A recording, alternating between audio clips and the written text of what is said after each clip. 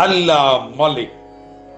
என் அன்பு குழந்தைகளை, உங்கள் வழித்துணை சாயப்பா பேசுகிறேன். சாயப்பா ஆகிய என்னை நீங்கள் வந்து அடைவதற்கு மிக முக்கியமாக ஒரு கருவியாக இருப்பது உங்களுடைய நாக்கு. நாக்கு என்னுடைய பெயரை சொன்னதால் எத்தனையோ பிள்ளைகள் என்னை வந்து அடைந்திருக்கிறார்கள். பக்தி மேலோங்குவதற்கு, என்னுடைய பெயரை உச்சரிப்பதற்கு நாக்கு மிகப்பெரிய காரணியாக இருக்கிறது, மிகப்பெரிய கருவியாகவும் இருக்கிறது. அது ருசி அறியும் ஒரு கருவி மட்டும் அல்ல. பேசுவதற்கும் என்னுடைய பெயரை உச்சரிப்பதற்கும், ஏன் ஒரு படி மேலாக சென்று பஜனைகளை அழகாக பாடுவதற்கும், இசையோடு நல்ல மகிழ்ச்சியாக அனைத்து சாயி சொந்தங்களும், உங்களுடைய அனைத்து நண்பர்களும் பக்தர்களும் கேட்டு நடனமாடக்கூடிய ஒரு வகையிலே உங்களுடைய நாக்கு பயன்படுகிறது. இப்படியான நாக்கானது இறைவனுடன் ஒன்றுவதற்கு உரிய முக்கிய தலைவாசலாக இருப்பது அதுவே ஆகும். அதே போல அதே நாக்கிற்கு கட்டுப்பாடும் மிக மிக அவசியம். அந்த நாக்கை சுழற்றி பேசும் பொழுது உன்னுடைய மனத்திலே இருந்து என்ன நினைக்கிறாயோ அதைத்தான் அந்த நாக்கு பேசப் போகிறது என்பதை கண்டிப்பாக நீ தெரிந்து கொண்டாக வேண்டும்.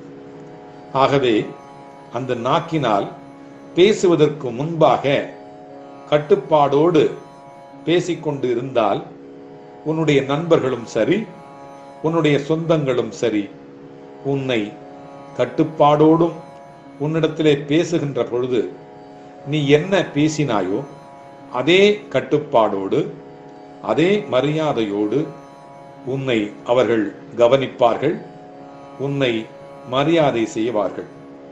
கண்ணாடி போலத்தான் இந்த உலகம் என்பதை கண்டிப்பாக நீ தெரிந்து கொண்டாக வேண்டும்.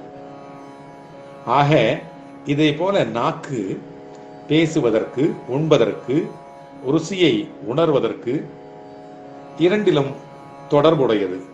நாவின் கட்டுப்பாடு இல்லாமல் பக்தி வழியிலே செல்லவும் இறைவனது மாளிகையிலே நுழையவும் இயலாது.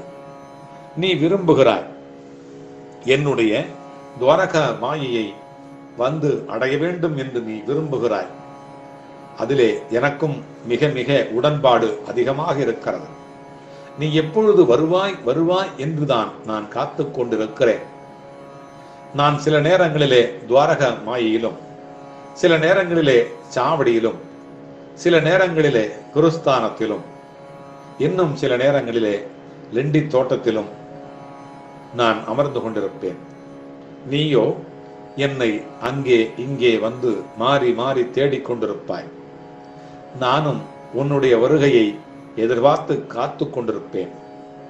அந்த மாதிரி தருணங்களிலே நீ என்னை விசாரிக்கிறாய் அல்லவா? அப்பொழுது கூட இதே நாக்கு தான் உனக்கு பயன்பட்டிருக்கிறது. அடுத்தவர்களை விசாரித்து கொண்டு அது எங்கிருக்கிறது? சாயப்பாவனுடைய லெண்டி தோட்டம் எங்கிருக்கிறது? சாயப்பாவனுடைய அவருடைய இருக்கை எங்கே இருந்தது? அவருடைய சமாதி எங்கிருக்கிறது என்றெல்லாம் என்னுடைய ஸ்தலங்களை எல்லாம் கேட்டு கேட்டு வருகிறாய் அல்லவா? அந்த நேரத்திலே உனக்கு பயன்பட்டது அதே நாக்குதான்.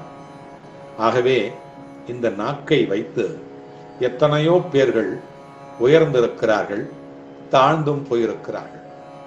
அதே போல ஒரு மனிதனுக்கு கோபம் வருகின்ற பொழுது இந்த நாக்குதான் அவனை கெடச் செய்கிறது, தாழச் செய்கிறது.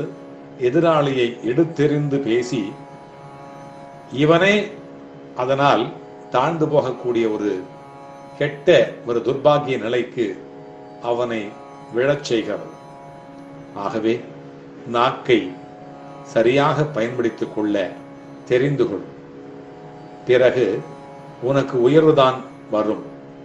உன்னுடைய எண்ணத்தை போலத்தான் நாக்கு என்பது சுழன்று கொண்டே இருக்கும். அது பேசிக்கொண்டே இருக்கும். ஆகவே முதலில் எண்ணத்தை நலமாக்கு, பிறகு எல்லாம் நலமாகும். எல்லாம் நலமாக்கி வைப்பதற்காக உன்னுடைய சாயப்பா பக்கத்திலே இருந்து கொண்டே இருப்பேன். பிறகு உன்னுடைய வழியிலும் உன்னுடைய வாழ்விலும் வருவதற்கு நான் தயங்குவேனா என்பதை நீ எண்ணி பார்க்க வேண்டும். ஆகவே என்னுடைய நாமத்தை உச்சரித்துக் கொண்டே இரு, உன்னுடைய நாக்கிற்கு வேலை வைத்துக் கொண்டே இரு. பிறகு பார், உன்னுடைய நாக்கு நல்லதையே சொல்லும், நல்லதையே பேசும், உனக்கும் நல்லதே நடக்கும். அல்லாஹ் மாலிக். என் அன்பு குழந்தையே, என் வார்த்தைகளை நீ அடிக்கடி கேட்க, வாழ்வாங்கு வாழ இந்த சேனலை சப்ஸ்கிரைப் செய்து கொள். அல்லாஹ் மாலிக்.